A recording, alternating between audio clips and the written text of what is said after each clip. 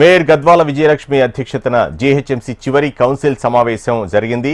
ఈ సమావేశంలో 2026-27 ఆర్థిక సంవత్సరానికి సంబంధించిన 11,460 కోట్ల బడ్జెట్కు కౌన్సిల్ ఆమోదం తెలిపింది. బడ్జెట్ ఆమోదించిన తర్వాత మేయర్ సభను నిరవధిక వాయిదా వేశారు. దీనిపై మరింత సమాచారం మా ప్రతినిధి ఆర్కే అందిస్తారు.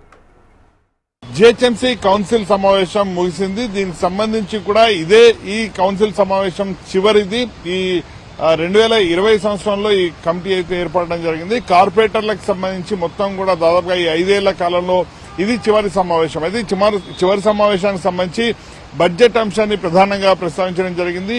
ఈ ఏడాది అంటే 2026-27కి సంబంధించిన బడ్జెట్కు వచ్చేసరికి 11,464 కోట్ల రూపాయలనైతే కేటాయించడం జరిగింది. దీనికి సంబంధించిన విషయంలో మొదట 9,000 కోట్లు అంటే గత ఏడాది 9,000 కోట్ల బడ్జెట్ ను ప్రవేశపెట్టారు. ఈ ఏడాది కూడా దాదాపుగా అంతే బడ్జెట్ ను మొదట ప్రవేశపెట్టాలనుకున్నప్పటికీ కూడా దాని అంచనా వ్యయం 11,000కు చేర్చడం జరిగింది. ఆ తర్వాత మరికొన్ని కారణాలతో 11,460 కోట్ల రూపాయలనైతే చేర్చడం జరిగింది.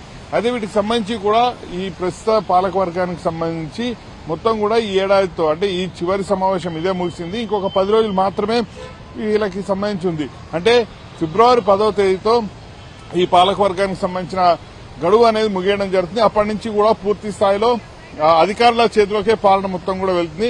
అధికారులు అంటే జీహెచ్ఎంసీ కమిషనర్ కర్నల్ అలాగే జోనల్ కమిషనర్లు ఎవరైతే ఉంటారో వాళ్లే పూర్తి స్థాయి బాధ్యతలు అయితే తీసుకోవడం జరుగుతుంది. ఎలాంటి అభివృద్ది పనులున్నా లేకపోతే ఏమైనా పెండింగ్ పనులున్నా కూడా మొత్తం వాళ్లే అధికారులే దగ్గరుండి చూసుకుంటారు. అయితే దీనిపైన జీహెచ్ఎంసీ మేయర్ ఎవరైతే ఉన్నారో గద్వాల విజయలక్ష్మి దృష్టికి ప్రస్తుత కార్పొరేటర్లు కొన్ని విషయాలను తీసుకెళ్లడం జరిగింది. ప్రస్తుతం ఉన్న కార్పొరేటర్ల పదవి 10వ తేదీతో ముగిసినప్పటికీ కూడా మళ్లీ ఎన్నికలు ముగిసి మళ్లీ కొత్త కార్పొరేటర్లు వచ్చే వరకు కూడా అధికారులతో మాట్లాడే సమయంలో తమకు ప్రయారిటీ ఇవ్వాలనే అంశాన్ని ప్రభుత్వం దృష్టికి తీసుకెళ్లాలంటూ కూడా కార్పొరేటర్లు అయితే కోరడం జరిగింది. దీనికి మేయర్ కూడా ఇప్పటికే ఆల్రెడీ నేను ఈ విషయాన్ని మంత్రి పొన్నం ప్రభాకర్ ఎవరైతే జిల్లా మంత్రి ఉన్నారో జిల్లా మంత్రి దృష్టికి కూడా తీసుకెళ్లాననే అంశాన్ని అయితే ఆమె కూడా ప్రస్తావించడం జరిగింది. దీంతో పాలకవర్గం ముగిసినప్పటికీ కూడా అంటే ఫిబ్రవరి 10తో వాళ్ళ గడువు ముగిసినప్పటికీ కూడా వాళ్ళే కొన్ని రోజుల పాటు అంటే మళ్లీ కొత్త కార్పొరేటర్లు వచ్చే వరకు కూడా పూర్తిగా అభివృద్ది పనులు ఏవైతే ఉన్నాయో వాటికి సంబంధించి కూడా వాళ్ళ అధికారులతో మమేక ముందుకు వెళ్లే అవకాశాలు అయితే కనిపిస్తున్నాయి. వీటన్నింటికి తోడు ఈ రోజు కౌన్సిల్ సమావేశానికి మనం చూసుకుంటే మాత్రం కౌన్సిల్ సమావేశం ఉదయం 11 గంటలకు ప్రారంభం అవడం జరిగింది. చంపాపేట కార్పొరేటర్ మధుసూదన్ రెడ్డి చనిపోయిన సందర్భంగా ఆయనకి నివాళులైతే సభ అర్పించడం జరిగింది. అనంతరం బడ్జెట్ కి సంబంధించిన అంశంపైన మాట్లాడడం జరిగింది. బడ్జెట్ పైన అన్ని పార్టీలు కూడా ఒక్కొక్క పార్టీ తమ అభిప్రాయం వ్యక్తం చేయడం జరిగింది. ముందుగా బీజేపీ పార్టీ నుంచి మల్కాజ్గిరి కార్పొరేటర్ శ్రవణ్ అయితే మాట్లాడడం జరిగింది. శ్రవణ్ ప్రధానంగా మొత్తం బడ్జెట్ కి సంబంధించిన అంశం మొత్తం కూడా తప్పులో తడకగా ఉంది. ముఖ్యంగా గత 20 ఏళ్ల కాలంలో ఎక్కడా ట్యాక్స్ పెంచలేదు అని మెన్షన్ చేయడం జరిగింది ఈ బుక్ లో. అదే సమయంలో జీహెచ్ఎం సంబంధించిన బుక్లెట్ ఏదైతుందో 20 ఏళ్ల నుంచి పెంచలేదు అనేది అవాస్తవం.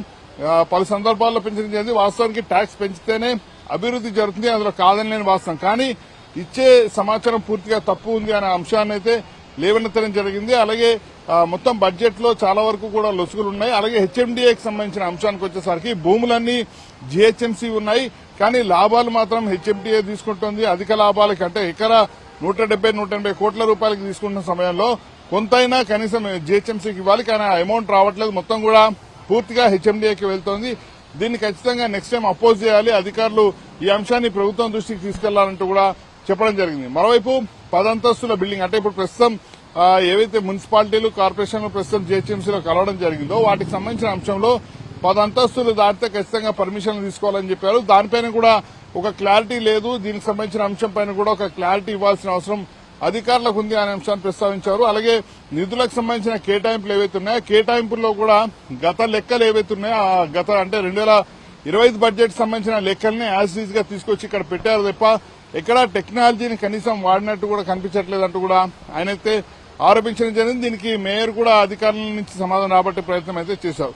ఇలా తర్వాత ఎంఐఎంకి సంబంధించిన ఎమ్మెల్యే మాజిద్ హుసేన్ మాట్లాడడం జరిగింది.